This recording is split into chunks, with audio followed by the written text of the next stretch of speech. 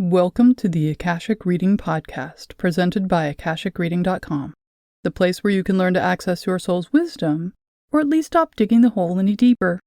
I'm your host, Terry Uktana, and today we'll be talking about how there's a lot more to learning something than just getting it. The true test is in whether or not we can apply what we think we've learned in an interconnected, constantly moving world. Most religions and much of spirituality focus on the soul as student, as child, embodying in order to learn basic lessons of existence. Somewhat like mathematics, these lessons are seen as needing to be learned in order, and once we learn one, we're graded, rewarded, and can then be assigned a new lesson to learn, and so on. As learning and becoming are some of the major purposes of this planet and what the majority of souls are embodying to do, this is, in general, fairly accurate as far as generalizations go. However, one thing to note is life is not math. So we don't need to learn one lesson at a time, and most people don't, just as we don't learn one and only one thing at a time when we're children.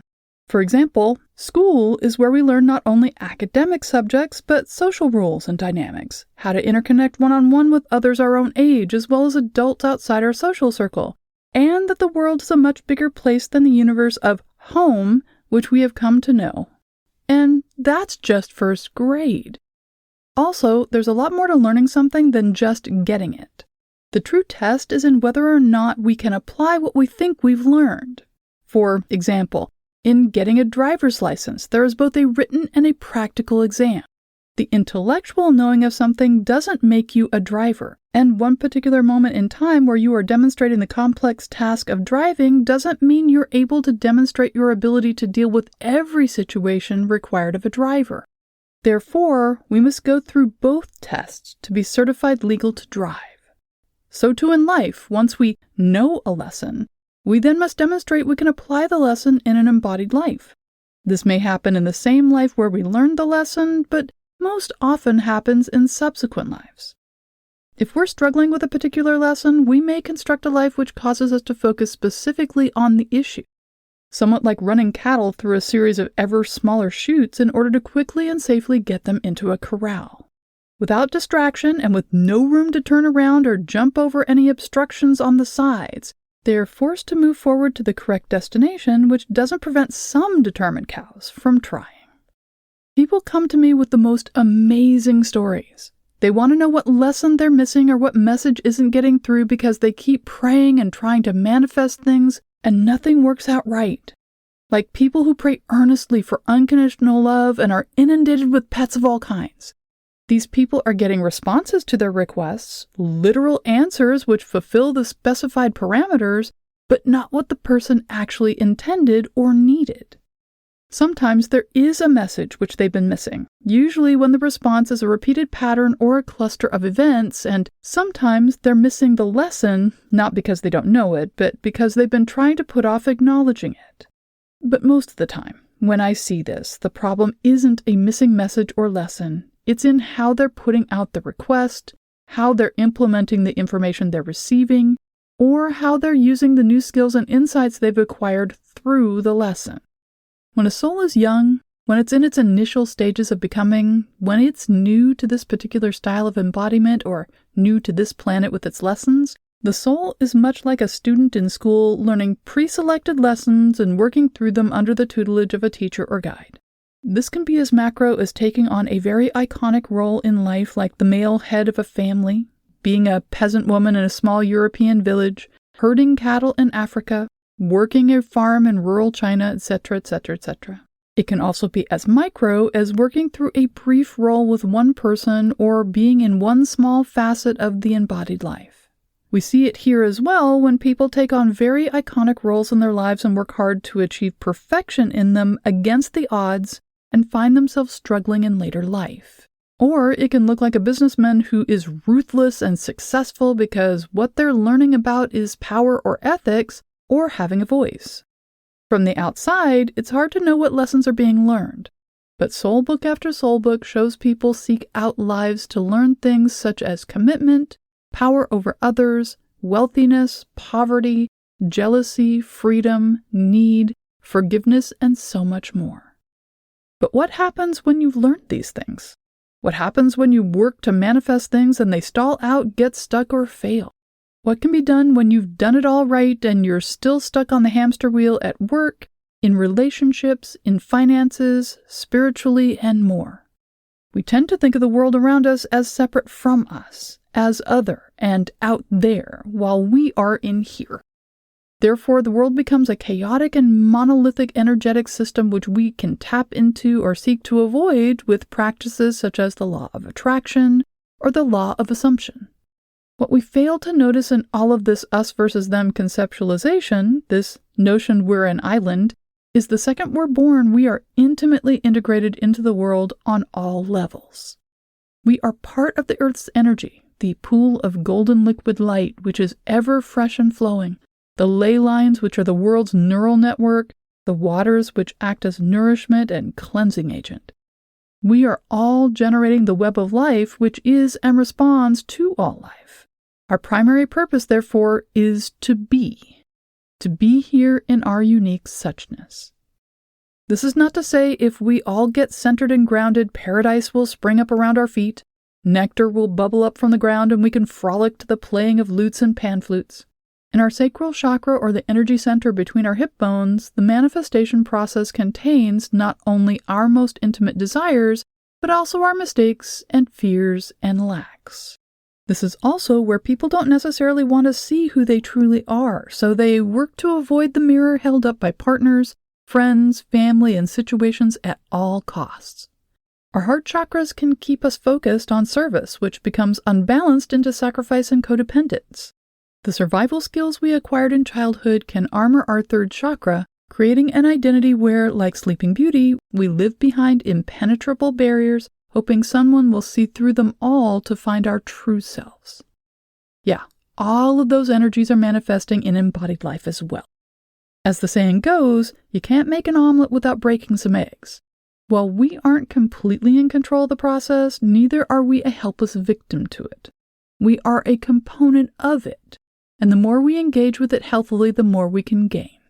But what if we're doing everything right, going through all the correct motions, setting intentions positively, and things still stall out? Or we finally achieve what we intended only to find ourselves in free fall with no direction and no input from our guides or higher self to direct us?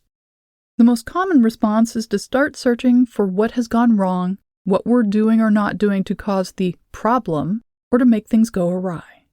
And this could be the case if we've done absolutely everything other than the one thing we absolutely do not want to do or even think about.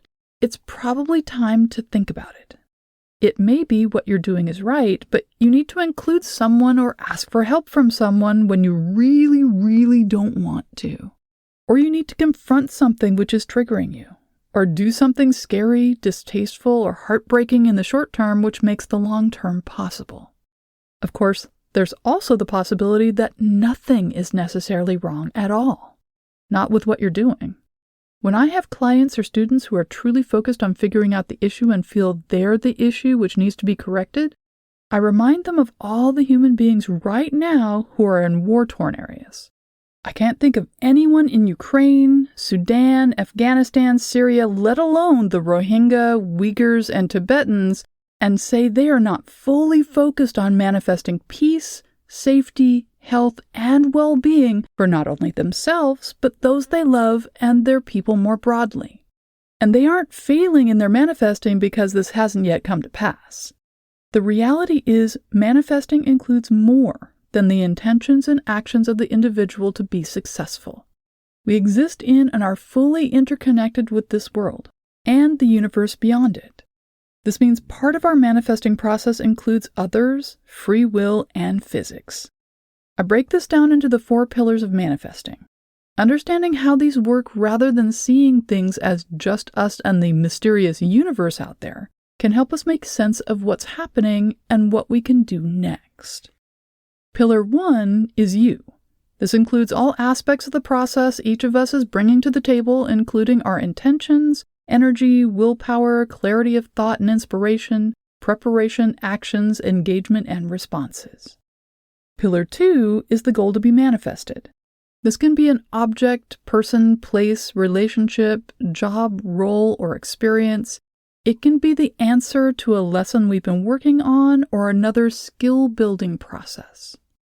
Pillar 3 is the venue, the place and circumstances in which you're working to manifest the goal. These include the area where you live, the resources you have access to, the limitations being placed on you through personal and local circumstances, as well as others' opinions, preferences, requirements, and abilities. These include employers, buildings and building codes, local governments and laws, social norms locally, racism, sexism, assumptions, opinions, and just how we do it round here. Pillar 4 is the bigger picture, the interconnected world which all of these reside in. Think country, state or province, geographically distinct area, continent, and organizations like NATO or the WHO or CETO. Weather or catastrophic elemental events, lava eruptions, tsunamis, landslides, sinkholes, sunspots, can disrupt not only supply chains, but also human connections. The same can be said for wars, political elections, austerity measures, legal actions, corporate takeovers, and much more. This also includes economic situations like recessions causing companies to do hiring freezes, industry downturns, or changes in legislation which can affect small businesses downstream. Mass layoffs causing a glut of unemployed people trying to get any job they can find, as well as misinformation causing havoc for entire populations. Each pillar plays a role or roles in the manifesting process for all of us, and we have varying levels of ability to influence them. The more aware we are of them or are open to learning about them, the more effective our manifesting efforts will be. While our natural tendency is to start with our own intentions, lessons, skills, and desires in order to create our goal, working outwards from us like ripples going out from a stone dropped in water, I find the opposite process, while counterintuitive, makes things flow smoother. I therefore start with Pillar 4 and work backwards. These are things individuals have little to no ability to influence, but are the foundation any manifesting process will either sit on or have to work around somehow. Life finds a way, as Jurassic Park says, but not necessarily easily or elegantly, and in the short term, we might need to just work with the situation we're in. It's also helpful to remember these things are environmental and not necessarily any type of lesson or challenge being put in front of us specifically. Just because we struggle to climb a mountain doesn't mean the mountain exists in order to make us struggle or to teach us things about climbing. Pillar 3 is where we can get so hyper-focused on where and how we think a thing should happen, we miss out on the fact it can and will if we allow it to show us where it wants to be. Like someone saying they absolutely have to have their apartment in this particular area, but if they look just a half-mile away, they find the exact place at half the cost. Or if they allow themselves to investigate resources in the next town over, they find everything they need exactly the way they want to work with things. Pillar 2 is something most manifesting processes talk about in terms of being specific about what you want, which is true. If we aren't clear with ourselves about what we actually want, if we assume aspects of it are just naturally included, or if we leave as negotiable things which are to us non-negotiable, then what we manifest won't end up being what we intended, wanted, or needed. The famous example is asking for a partner, but neglecting to specify you want them to be a human being, and instead ending up with more and more pets. At the same time, we need to be specific, but not overly specific. What is meant by overly specific is by narrowing things down so much we can't actually get a response. We've all seen or experienced this as teenagers when they want one particular person to like them. Even if the answer is no, even if there is not a way this will happen, they will throw practically their entire existence into manifesting this outcome and then suffer true torment when the inevitable finally crashes in on them. So, with Pillar 2, be clear, but also be open, just like dancing with a partner. Hold on loosely, but don't let go. Pillar 1 is us, and while this is where we have the most information and ability to influence the situation, it's common for people to struggle with either awareness of underlying assumptions or biases or with empowerment. In other words, we often don't know what we're actually attempting to do or why, or we don't give ourselves permission to try for the things we want or the way we actually want to do them. This can be as simple as giving ourselves permission to take something we do as a hobby, small projects done in small amounts of time, and let ourselves give them the space, time, and energy they deserve. This can also mean giving ourselves permission to throw out all the reasons why, the purposes, plans, and expectations our logic brain attached to what we're manifesting. If we get it done, partially done, or set it in motion and suddenly realize the reason for it wasn't what we thought, or we no longer need it, this isn't a failure, but part of unfolding the amazing complexity of our human self. Or it could mean we need to stop waiting for it to happen for or to us and instead need to start being proactive, if we haven't been before. Recognizing what is ours to do, what we're capable of doing, and what is beyond us in the moment due to everyone else's manifesting can help point us to the source or sources of the issue we've been experiencing and help us see which direction to step off the hamster wheel onto the next portion of our path. And that's all the time we have this week. If you're interested in knowing more, check out my website, akashicreading.com. Thank you to my patron of honor this week, Laura Rowland. If you're enjoying this podcast, please consider supporting it by subscribing on Patreon. For just $5 a month, you can join in weekly patron-only classes, see all my other offerings, and get regular updates about what I'm working on at patreon.com/TerryUktana. Thanks. Bye.